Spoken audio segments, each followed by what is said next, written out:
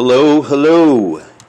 My name is Aaron Klein, and this podcast is called Aaron Klein Presents Hopeisunlimited. I was diagnosed about 25 years ago with bipolar disorder, which used to be called manic-depression. And the purpose of this podcast is to share my experience, strength, and hope to educate, form a community of hope, love, and healing. I have a goal of interviewing people, all kinds of different people in the mental health community, patients, family members, caregivers. Together we can raise awareness and overcome a stigma. It is very difficult for people to disclose the fact publicly that they deal with a mental illness.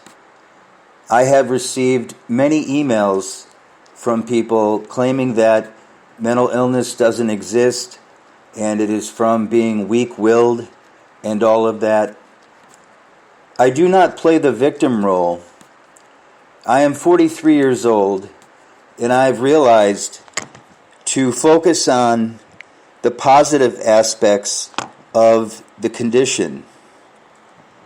I would like to focus and talk about my acceptance of my beautiful bipolar brain. I think it's time that we finally accept our beautiful bipolar brains and embrace bipolar's less publicized positive side. Creativity, intuition, focus, and empathy. My brain is wired differently. When you've got bipolar disorder, you've got a bipolar brain. Now, I'm not saying there's anything wrong with having a bipolar brain. In fact, actually, it's just the opposite. We're able to grasp seemingly paradoxical ideas, think laterally, and connect the dots between antithetical concepts.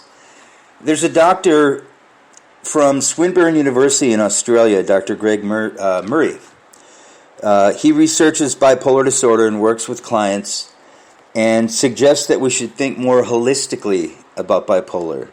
What that means to me is that we need to include the strengths that are intrinsic to this disorder, such as creativity, academic ability, openness to new ideas, and lateral thinking. Now, this doesn't mean that bipolar disorder doesn't sometimes wreak havoc in my life.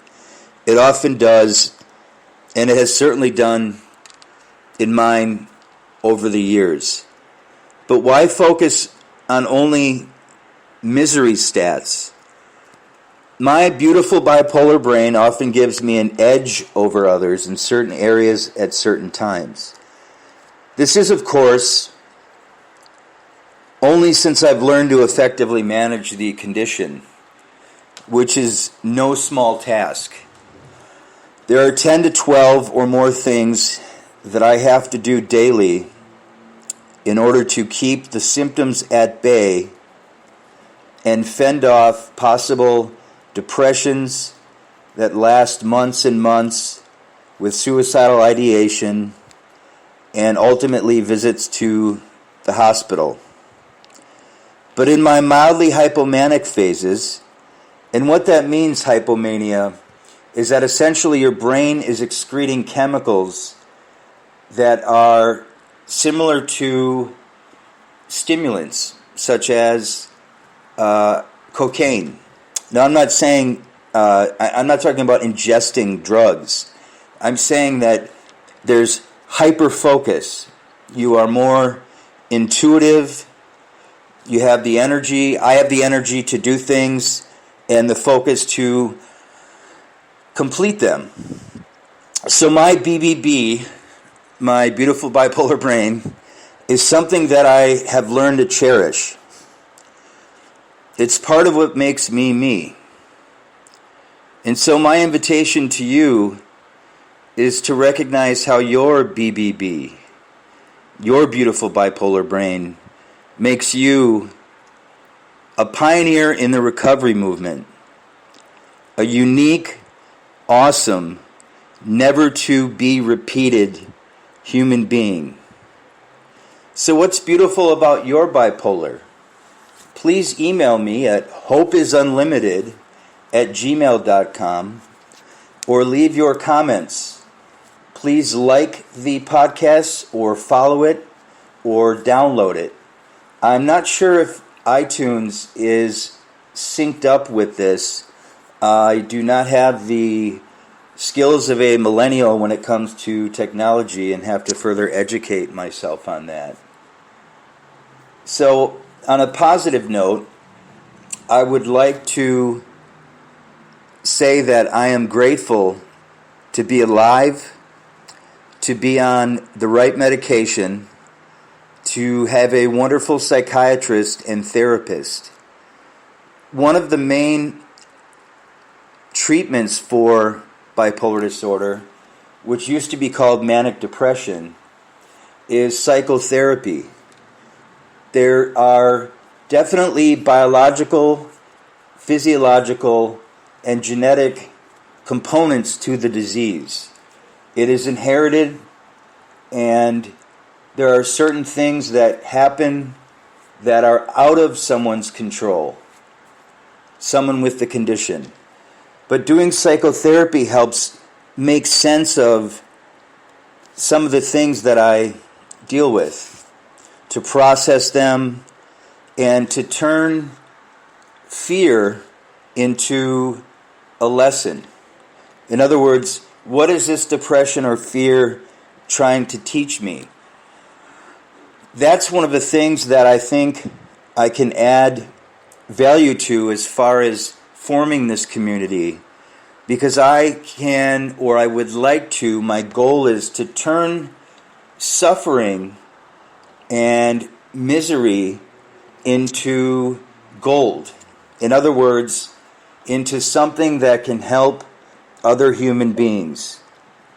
Bipolar disorder is a fatal disease, and many people succumb to suicide. Now, I don't want to go into that too much in this episode. This is essentially an introduction, and one of the things I'll be talking about in the next episode is mindfulness. Mindfulness is all over the place in the mainstream media, and one of the things I will discuss is how through awareness one can channel positive energy to different parts of the body and relax the body, which will inherently slow down the mind. A bipolar disorder individual often has racing thoughts. I read somewhere that we think between 30,000 40,000 thoughts a day, most human beings. But anyways, I'm going off on a tangent.